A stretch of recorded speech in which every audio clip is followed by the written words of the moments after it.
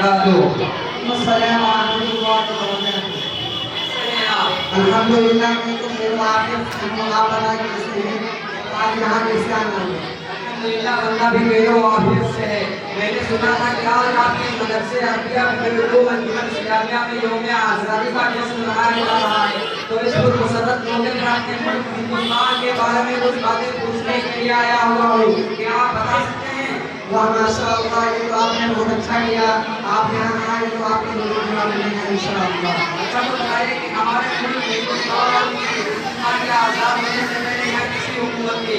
دیکھیں ہندوستان کے آزاد ہونے سے پہلے تو یہاں انگریزوں کی حکومت تھی. مگر انگریزوں کی حکومت سے پہلے ایک لمبے زمانے تک مسلم حکمرانوں کی حکومت تھی.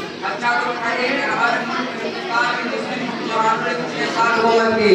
مسلم حکمرانوں نے تقریباً 900 سال تک ہندوستان پر حکومت کی اور اس مختلف حکومت نے ہندوستان کو سونے کی ذریعہ بنا دیا تھا. مگر انگریز بریروں نے یہاں آ کر ایسا ہوا کہ ہندوستان کو کنگال بنا دیا تھا. یہاں انگریزوں نے کب آنا شروع کیا؟ 1601 میں انگریزوں نے انقلاب کی کہانی آنا شروع کیا. دھیرے دھیرے آباد حکومت کے قریب ہوتے گئی اور اپنی اختیاری و اچھائی سے یہاں کی حکومت پر ایسا قبضہ کیا کہ ہندوستانیوں پر ظلم ستم کے پہاڑ ٹوٹنے لگے. ہندوستانیوں کے لیے اپنے ہی ملک میں جینا دشوار ہونے لگا. اچھا پھر انگریزوں سے لڑائی کی شروعات کب ہوئی؟ انگریزوں کا ہندوستانیوں پر ظلم و ستم حد سے بڑھنے لگا تو 1757 میں انگریزوں کے خلاف لڑائی شروع ہو گئی. 1757 میں انگریزوں کے خلاف لڑائی کس نے شروع کی تھی؟ پناہ مسلمانوں نے 1757 سے 1857 تک یعنی 100 سال تک پناہ مسلمانوں نے.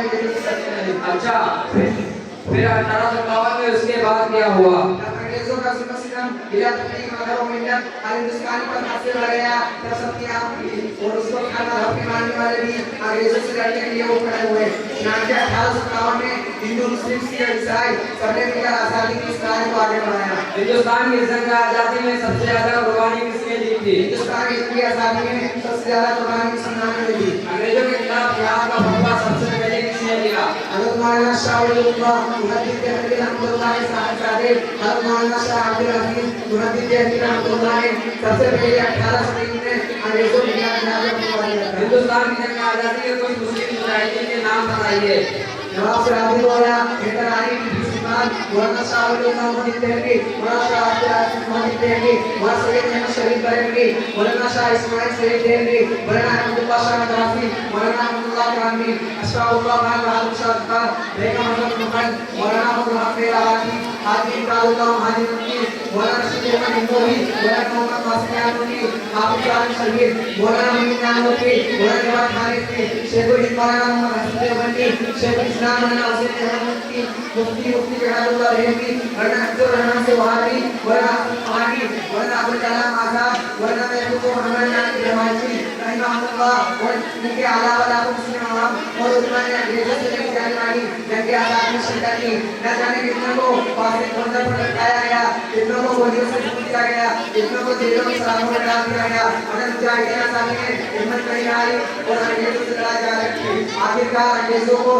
ہندوستان چھوڑ کر بھاگنا پڑا. دوسرے ہندوستانی مجاہدین کے کچھ نام بتائیے. لال بہادر شاستری, جواہر لال نہرو, لالا لاجپت رائے, چندرشیکھر آزاد, سبھاش چندر بوس, بھگت سنگھ, ڈاکٹر بھیم راؤ امبیڈکر, سردار ولبھ بھائی پٹیل, مہاتما گاندھی, سروجنی نائیڈو, ڈاکٹر راجندر پرساد, شہید بھگت سنگھ, رام پرساد, اس کے رانی لکشمی بائی اور بھی بہت سے نام ہیں. ہمارا ملک انگریزوں کے چنگل سے کب آزاد ہوا تھا؟ ہمارا ملک ہندوستان تقریباً 109 سال کی لمبی لڑائی کے بعد 15 اگست 1947 کو انگریزوں کی غلامی سے آزاد ہوا اور اس کی آزادی خوشی میں ہر سال 15 اگست کو پورے ملک میں بڑی جوش و خروش کے ساتھ یوم آزادی کا جشن منایا جاتا ہے. ہر سال 15 اگست کو ہندوستان کے وزیر اعظم کہاں سے خطاب کرتے ہیں؟ ہر سال یوم آزادی کے موقع پر ہندوستانی وزیر اعظم دلی میں مغل بادشاہ شاہی جہاں کے برپا ہوئے تاریخی عمارت لال قلعہ سے خطاب کرتے ہیں. ہندوستان کی جنگ آزادی میں دارالعلوم دیوبند کا کیا کردار رہا ہے؟ ہندوستان کی جنگ آزادی میں دارالعلوم دیوبند کا بہت بڑا کردار رہا ہے. دارالعلوم دیوبند نے اپنی قوم سے بے شمار مجاہدین آزادی پیدا کیے. مولانا محمد حسن دیوبندی, مولانا حسین احمد مدنی, مولانا عبد اللہ سندھی رحمہ اللہ جیسے بڑے بڑے بے شمار مجاہدین آزادی دارالعلوم سے ہی پیدا ہوئے ہیں. بھائی آپ کا بہت بہت شکریہ, آپ نے میرے احترام سے نوازا. اچھا میں السلام علیکم ورحمۃ اللہ وبرکاتہ.